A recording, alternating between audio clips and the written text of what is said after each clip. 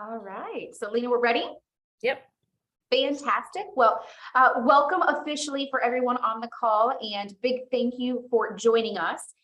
So this afternoon, we're going to talk about the Board of Directors for the Iowa Public Health Association, really kind of recapping what it means to be a board member. And this is an informational meeting, so it's informal. It's going to be a lot more discussionary. So if you have questions, put them in the chat, raise your hand. We want to have discussion and dialogue. But really, we want to give you a quick little view and snapshot into what it looks like to be on the board of directors for the Public Health Association. Next slide. And just a quick intro, my name is Katie Reese. I am your president-elect for the association. And again, we're just wanting to go through, this is not really a recruitment necessarily, no expectation from you all, but hopefully when you're sitting here, you're interested, you want to learn more, and whether that be for yourself or share this with others that you think would be a really good fit and help strengthen the voice for public health in the state. Next. All right, so we will cover a little bit of the overview. We'll talk a bit about how we work, a little snapshot of the association, some of the details that maybe you don't see every day. We'll talk about the basics of what it is to be a board member. And then we have board members that are here on the call. So myself, our current president, Jeremy Whitaker, and then a number of others. So we're going to have some opportunity for them to share their perspective. And then, of course, time for you guys to ask any questions and for us to provide whatever answers we may have. So a little bit about us. So this is information you guys pretty well know.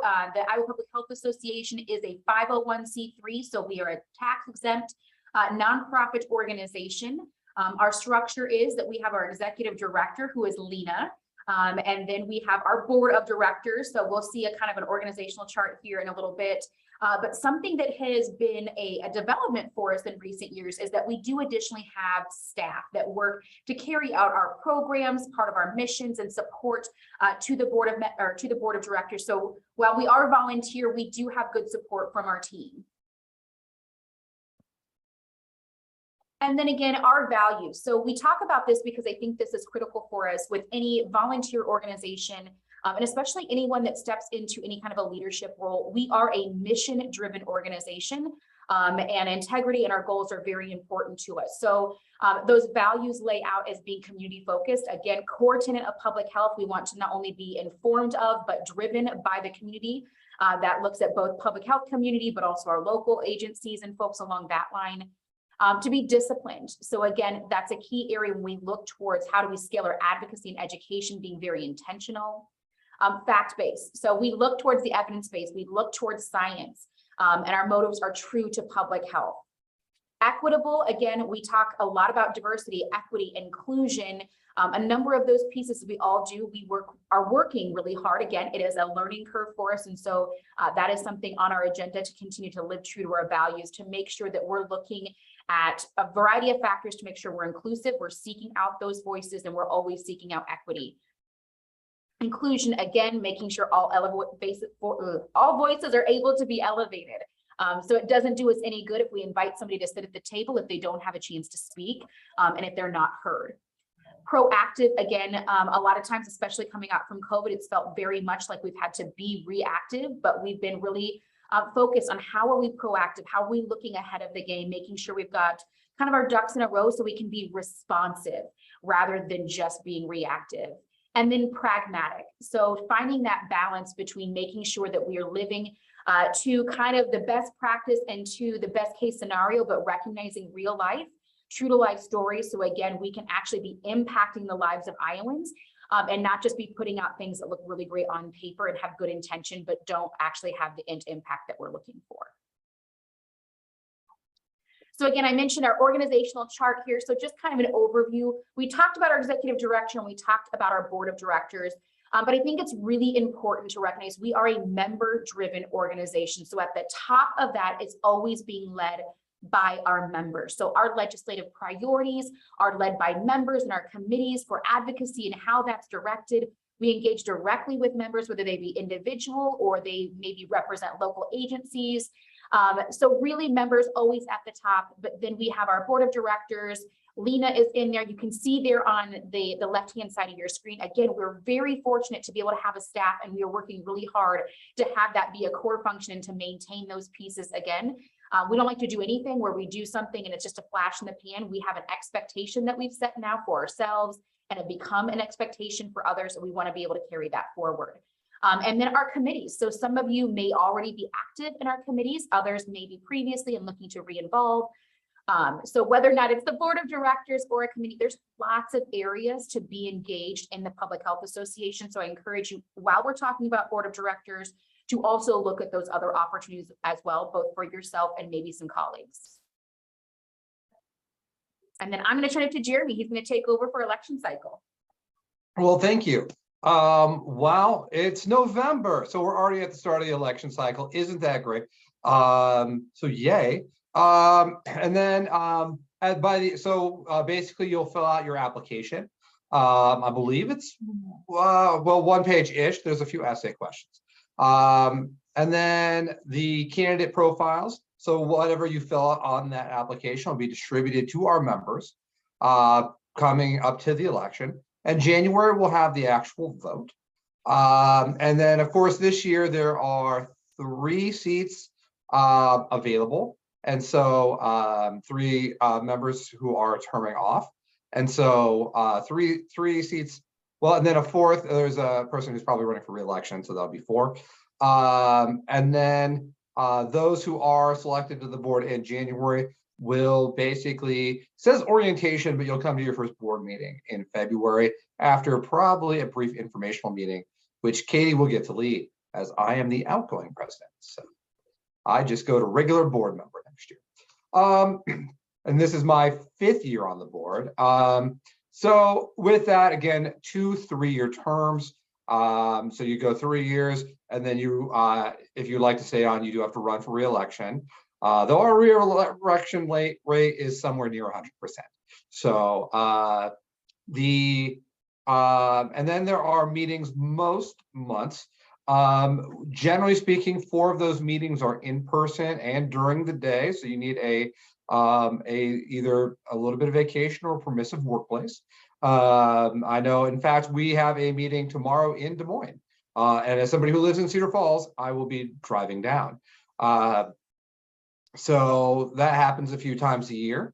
Again, our events, some you are probably familiar with, like the Public Health Conference of Iowa, that also doubles as our annual meeting.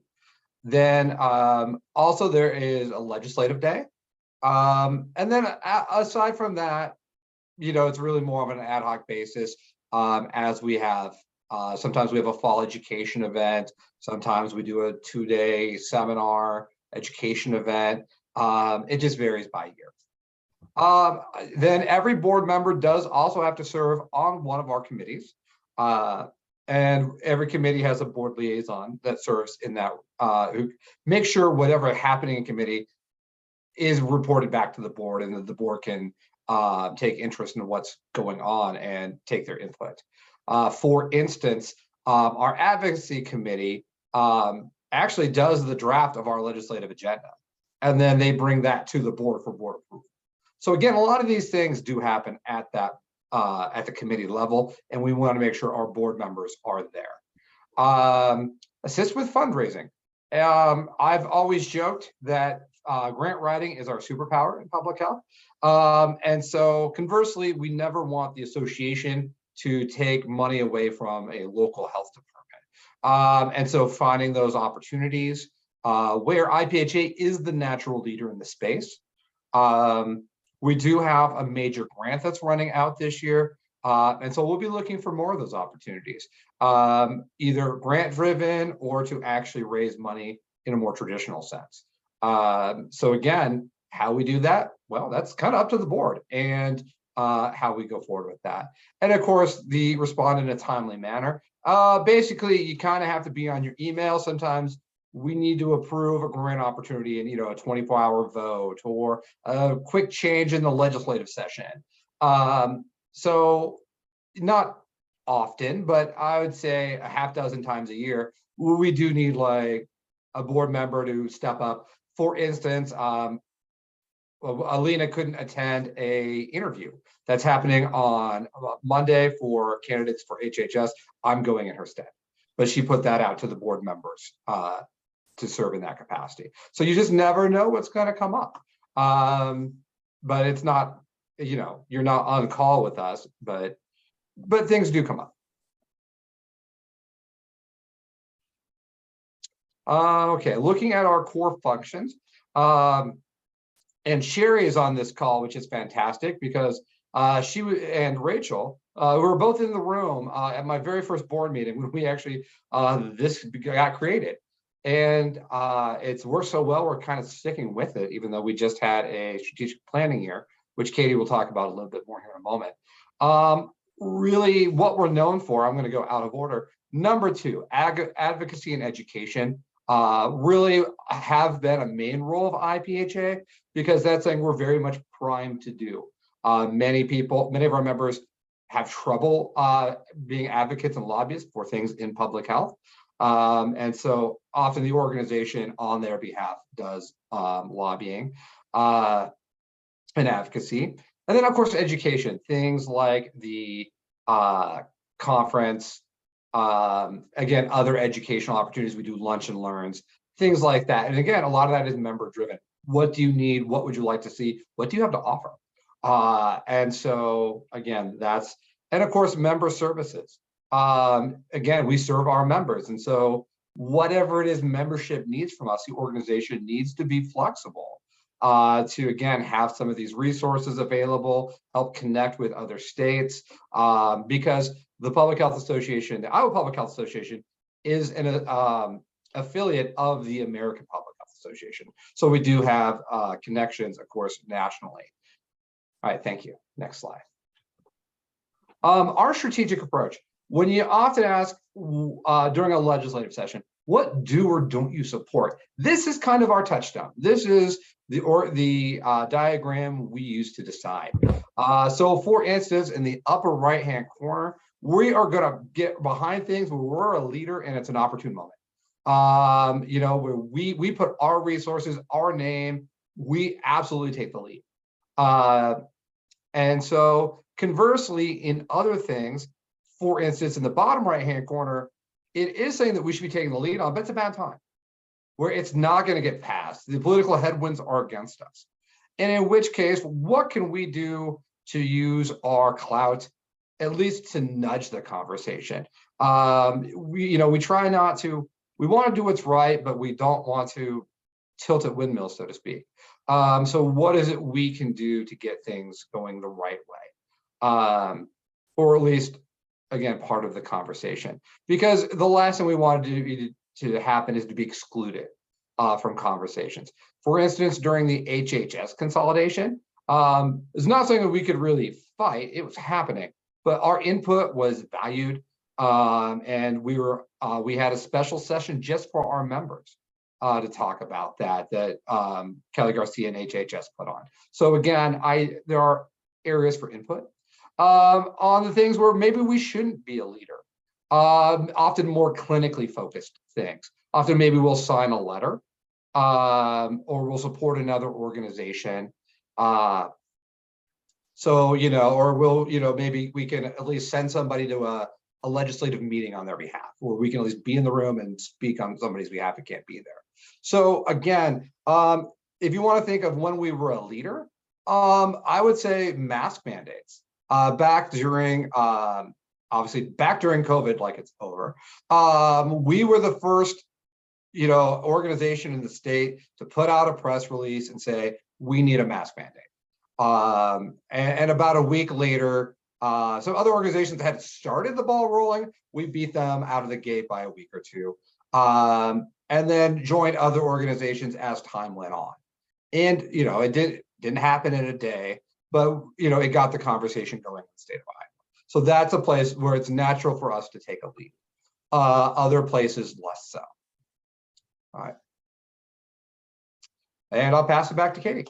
Yeah, thanks, Jeremy. So really, when we look ahead, I think one of the biggest pieces for us, we're public health and we've been through a tough last few years. And we're looking ahead. What does that look like? So Jeremy shared a little bit as we kind of grew and kind of the room, like, our stance in the rooms and people who are looking for us. I think in public health, we all say that we never waste a good crisis. And so what does that look like for us? How do we maintain that capital that we've earned to make sure that people continue to seek us out and our perspective and our expertise as a public health agency and profession when it comes to things that affect public health, that are part of those pieces. And so when we look at our strategic plan, it again follows in line with those pieces for 2023, the heart of it always being a healthy and thriving Iowa. We don't just want to exist. We don't just want to, survive. We want to make sure that we are thriving in the best way possible. And part of that is strengthening public health practice. So we talked about advocacy, we talked about education, we talked about those pieces that continues in that realm and continuing to evolve to both meet the needs that we have, but also to look upstream at what that looks like as we continue to go through. We talked about those core vision pieces and our values, evidence-based. How do we make sure that we're using those models? And we are evolving public health to meet our public populations. Building a public health movement. This is one of those areas we talk about the advocacy components. And when we talk about advocacy, we oftentimes talk about advocacy in that capital A, which we traditionally kind of think about legislative session, whether at the state or the federal level. And even in those regards, we recognize it's about relationships and building champions. And so those are things that have to happen, both as part of that capital A advocacy, but also that lowercase. It's how we engage locally in our community with community leaders. It's how we engage with our representatives outside of session. And it's about more than kind of that drop in the pan. Yay, we might have won on a bill. We might have gotten a positive thing here. We want to look at a movement. And so as Jeremy mentioned, part of that is to leverage where we should be a leader, but also making sure we're sitting at the table, even when others are leading, but that we have a vested stake in that conversation. And so I think that's kind of taking that big ripple effect that goes into it.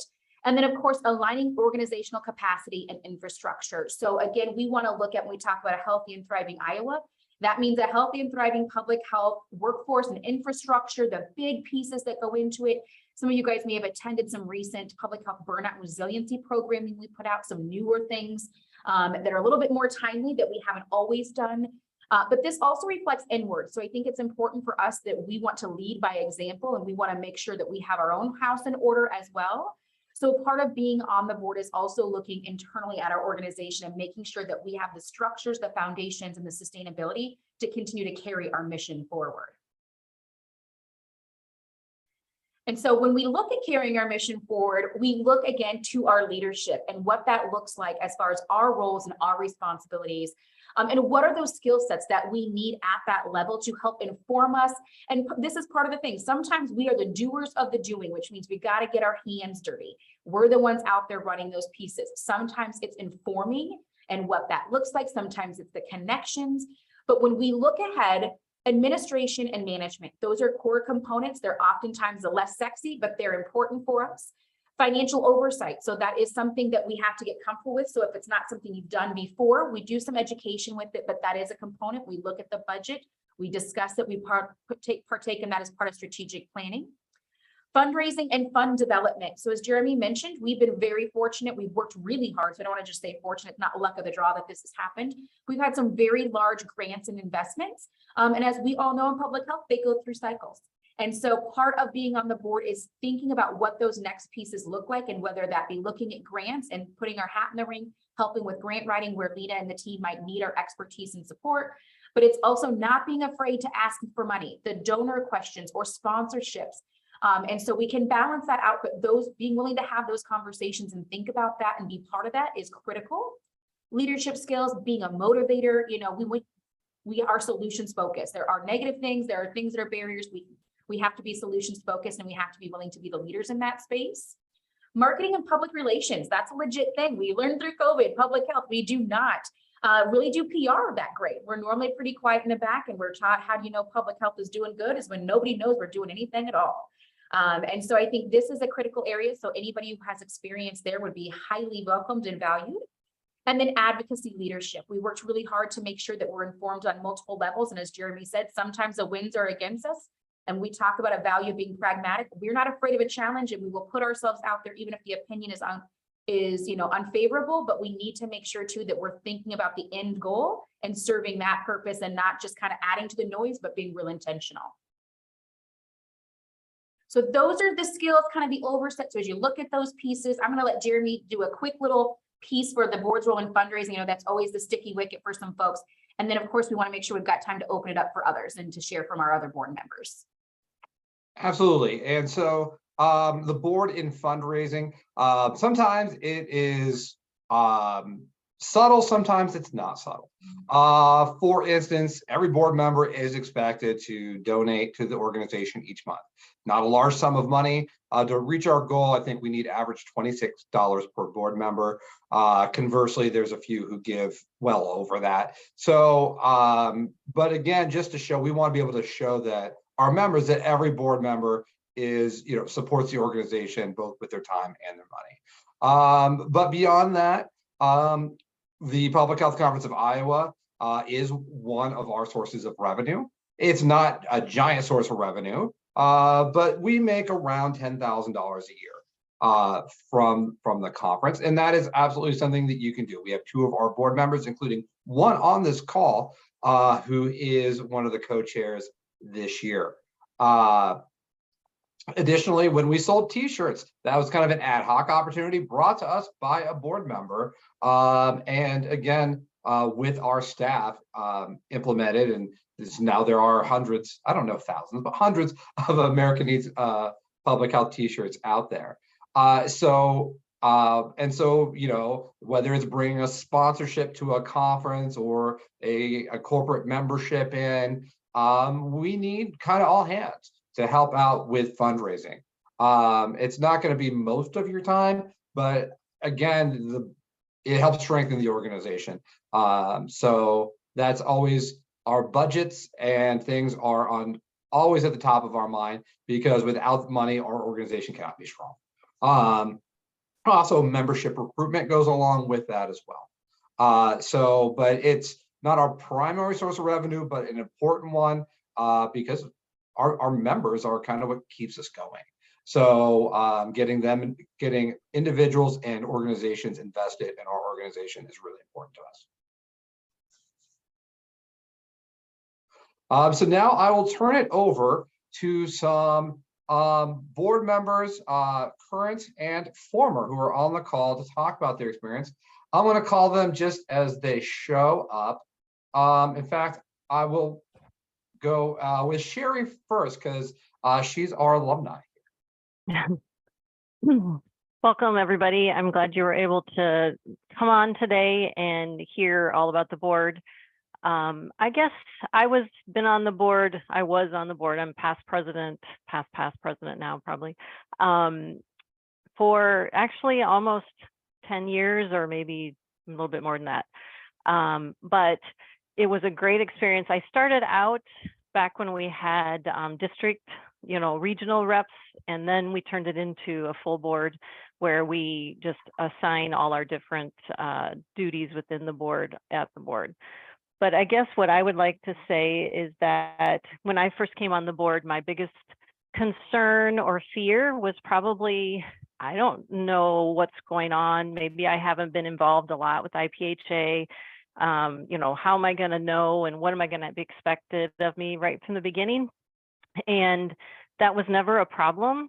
We always had an executive director that welcomed the team and the board members, and we were able to learn as we went. It was a 3-year, as this is, it's a 3-year term. So you really get comfortable in the first year, and then by the second and third year, you're really diving in. And then you have the option to do another 3-year term, which not everybody does. And it's not, we don't judge if somebody can't make a second term, because everybody has different things that happen in their jobs or whatever. But it seems like for the most part, most people go on to the second term because you're just really diving in and getting involved. And then you have the opportunity to move into one of the officer roles if you want to, and really be able to bring your issues and your piece of what you want to do with IPHA to the front and center as the president per se. I would say some of my opportunities as a board member, just, you know, getting to know so many more people, being involved in so many different events. I had the chance to, you know, voice my opinion. I work at the State Public Health Lab, and a little different role than some of the other board members, which is another thing that we're really trying to do, is diversify our board. So trying to find different, you know, people with different skills to be on the board to help us move the board forward to the next level. So fundraising is not my highest skill, but I definitely, you know, dove in and figured out how I could help with that and be a part of that as well. So, you know, don't let that, you know, scare you or anything, because it's all part of the board. We all work together to make sure we get everything done. And we have a great team with all of executive director and all the other staff that we have. So I hope some of you decide you want to run, because it was a great experience for me. I'm going to interrupt for just a second here and just acknowledge that we had a little bit of mix up in the scheduling. I believe your invitation said 30 minutes. Our invitations on our end said 60. And so I just want to say, if you have to log off now, because it's been 30 minutes and you have other things going on, I just want to say thank you for coming. And any of us are open for questions after the fact as well. But I just want to respect the time that we are both. I don't know how we got the mix up, but we planned for an hour. You planned for half an hour. So there we are. Yeah. I mean, I'm just going to keep talking until they turn off. With that, thank you, Sherry. In order of seniority, Rachel. Hey everybody, sorry, my house is so loud and I got kids and a dog.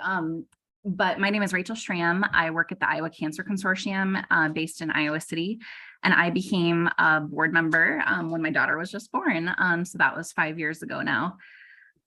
So what I found rewarding is honestly just like all the relationships, and kind of like Sherry talked about, just being able to get immersed in stuff that like you're not really familiar with, but then all of a sudden you're just part of this team and you're thrown in together to try to figure things out. And I just really enjoyed that.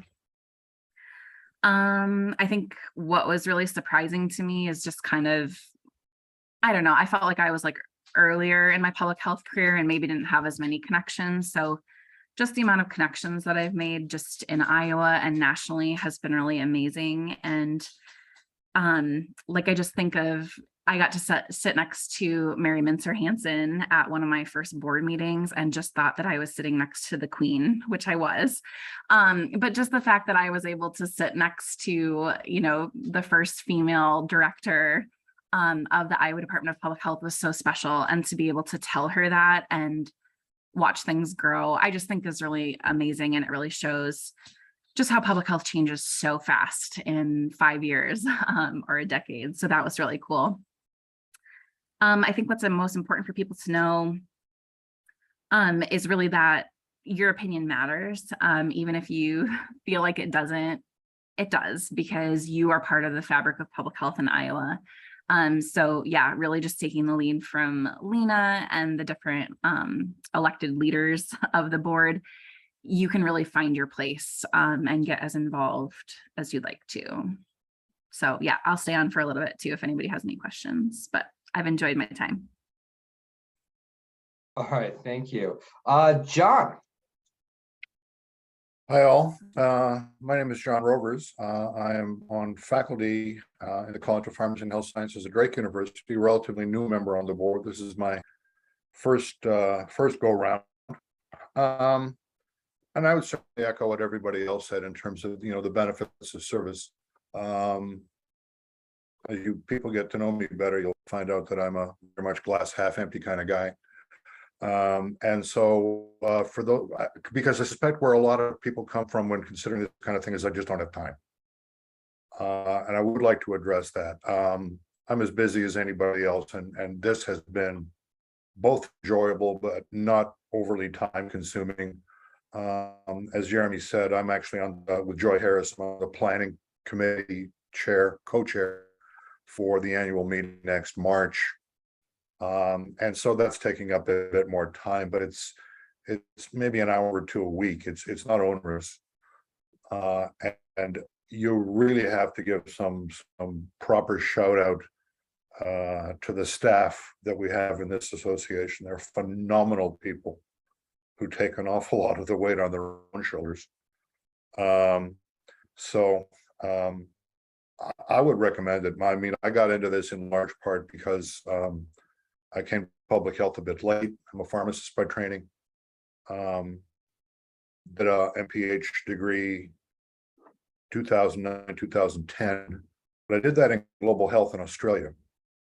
And so I'm actually spent most of my early time in public health, spending more time worrying about clean water in West Africa than I ever did working about smoking cessation in Iowa. So I joined the association in large part to get my hands around some of the stuff that was more relevant to a domestic population. And because one of my students looked at me and said, great that you're doing all the great stuff outside the country, what are you doing here? It's a legitimate question, and I wanted to answer it, so here I am. All right, thank you. Katie, if you want to go just real quick. Yeah, so I think one of the most rewarding things, having, especially my board time being during COVID, was being able to make sure that public health is elevated. And I think that's been something that we've struggled with before, but working with the team and knowing that we're not having to do it all alone. And again, couldn't have done it without our staff, and making sure that, again, areas where maybe we'd be quiet before, we made sure that we were speaking. So I think something that's been surprising, I think a little bit along the lines for what Rachel had mentioned, is I think a lot of times before we step into places, and probably most amongst a lot of times affecting women, but especially public health folks, is a little imposter syndrome of, are we the right people to step into this? Surely there has to be somebody more, qualified to be able to do these pieces. And I will say that what I found surprising is just the value that we've had by having diverse experience, younger professional, older professional, and where we normally found the quote unquote right answer or the sweet spot by balancing across those pieces. And I think something that is most important for people to know is that this is a group of people that are passionate. So, I mean, for the most part, this work is something that I'd be involved in, whether or not I was on the board or otherwise. And it really has just kind of helped streamline how you're engaged in it. And so it just kind of makes, we always talk about the best choice being the easy choice. So I think that's important to know, that it doesn't feel like it's an add-on tack on most of the time. It's normally good conversations that I'd want to be a part of, connecting with people that we need to. So that's my snippet. All right, thank you. And to do it myself real quick, rewarding, and I'm really just what Rachel said earlier, is just meeting all the people from across the state that I would never get a chance to work with. Many people whose names I know and know by reputation, but actually haven't met. And so getting to be in a room with them regularly is just, it very much, it's a beat down metaphor, but it fills my cup. To get, especially being a little outside of it in higher ed, getting that, really getting to hear the great stories and what people are doing and the challenges. That has absolutely been great for me. Surprising is, I would say, one, and Rachel and John will echo this, the amount of work that goes into the conference. I volunteered for that very unknowingly, and wow, it's great, it's important, and it really hits two of our core functions. But yeah, it's a lot of moving parts to the conference, and so and then for people to know, as a board member, I would say you have to be engaged. It is a room full of leaders, and you're very much expected to step up and be part of it, and to lead in some way, whether committee liaison, executive board member, leading on the conference, being our representative to the nationals, all these incredibly important things. And so I would say, if you're just there to watch and learn, probably the board isn't for you. Our committees would be great.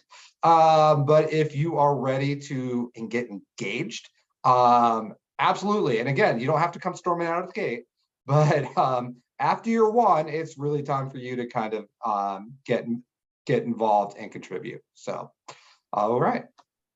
I think that's covered all the board members.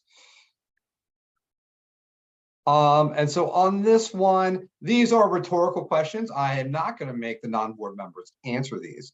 But just the idea that you have to do things. You have to often do some uncomfortable things. You know, I spent a couple months approving invoices when we transitioned between treasurers. Not an area I'd ever done before. Wasn't a finance person. You know, helping plan a conference.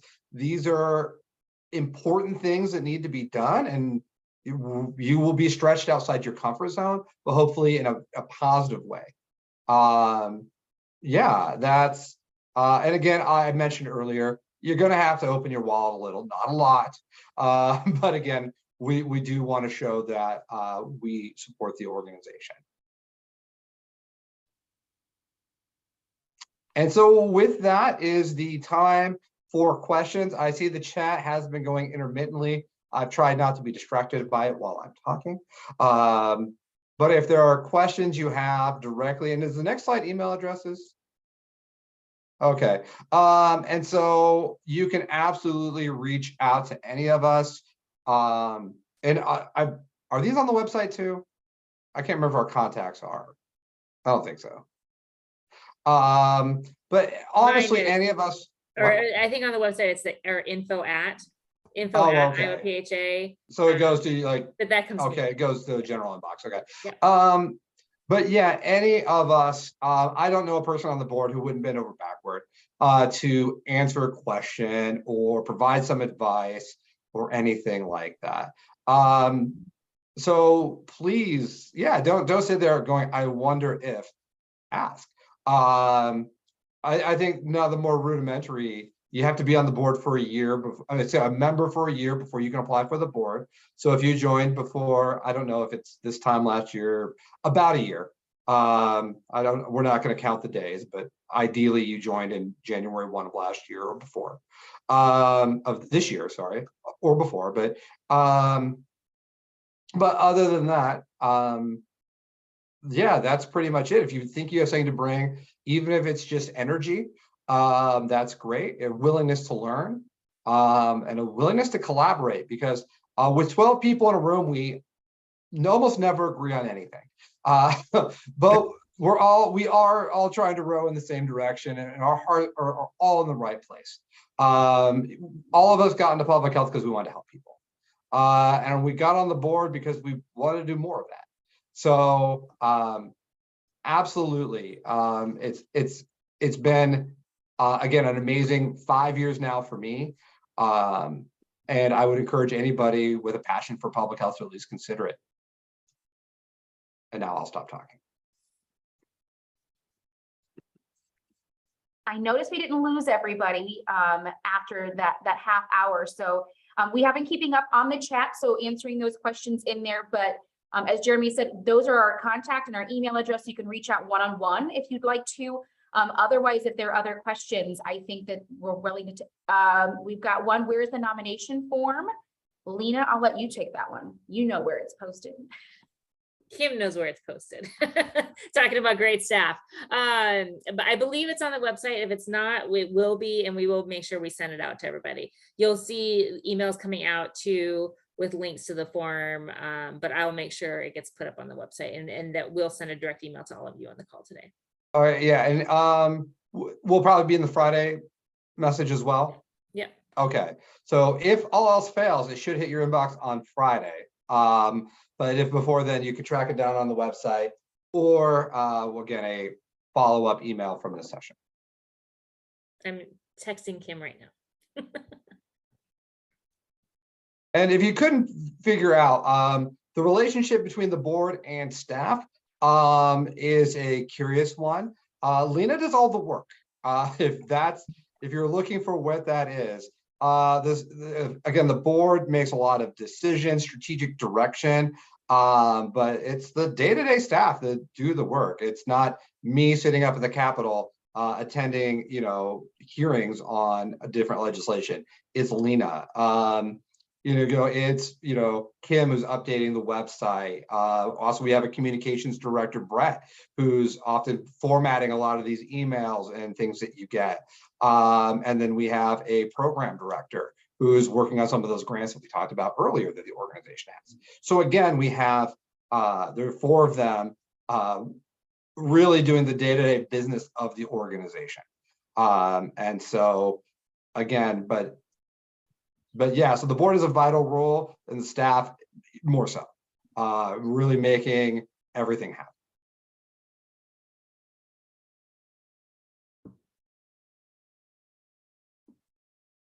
All right, we're comfortable with silence, but want to make sure that there's an opportunity for you guys to ask questions if you have any additional.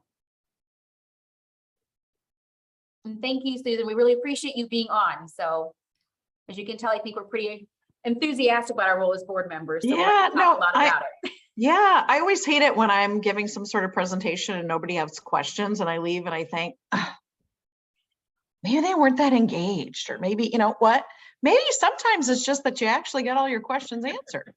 So the couple that I went in with, you guys have answered. So yeah, I mean, if we did it right, yes. But yes, again, the idea that, yeah, I know, but the organization changes, it shifts every few years. Money comes in, money goes out, highs and lows, COVID hits, all of these things that, that we are a very nimble organization in that way. And I am very proud to say that despite us being, again, a group of public health people with a diverse group of diverse opinions, particularly, things get done pretty quick. I'm not saying we always agree on everything, but it's, the meetings are very cordial. We are all very much in it together. And so the camaraderie of these past few years has been great. And, so many, again, all the board members I started with are almost all gone now. And they actually will be after Rachel and Mary term off in December. So it'll be a whole new group of 12 people from when I started. So I just did hear back from Kim that she has not put out the nomination forms yet. Those are coming. This is going to sound really kind of strange, but one of the reasons I got involved with the organization and especially at this level is, as I said a few minutes ago, my background is in pharmacy. And pharmacy organizations right now, most discussion consists of looking at a combination of pharmacy benefit managers and the chain drug industry and trying to figure out how we can stop them from killing us. Public health occupies an entirely different mental space. Yesterday, I got 2 death threats and somebody called me a Nazi, and these people still go to work with a smile on their face. I absolutely love that. I like being a part of that. And if you can do it at a higher level, I would say, why not?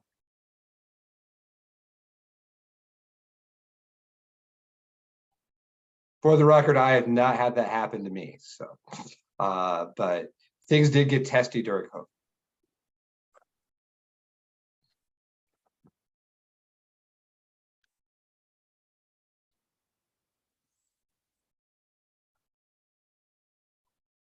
All right. I think we've got questions that are on here, but I think if we can give you guys a little bit of time, either back in your day, depending on what your schedule look like, and or a sincere appreciation for spending the extra 15 minutes with us as we went through everything. So as Susan said, hopefully we covered most of your questions that you might have. And as any good presentation information, it always kind of maybe leaves you with more questions on what the timeline is, what that goes forward with. So as Lina mentioned, we'll be putting out the nomination form that will go through that process. We highly encourage any of you that might be interested to nominate yourself, or if there's someone else that you think would be a great fit, to connect with them or share their information with us. But I think the biggest takeaway is if you guys want to have any further discussion or, offhand one-on-ones about what everything really looks like, Jeremy, myself, Lina, the whole team, I think would be very happy to do that. So please, as Jeremy said, don't hesitate to reach out to us. As we talked about being proactive, we watch our emails pretty closely on that. But I think that's all that we have on here. So I want to close it up for us here and look towards the rest of the day. Jeremy, you're unmuted. So if you've got a closing thing you'd like to say. No, again, thank you all. Sherry also posted a thank you in the comments, and as a reminder, Sherry, you've had a year off, you can run again. So, come on back. With that, no.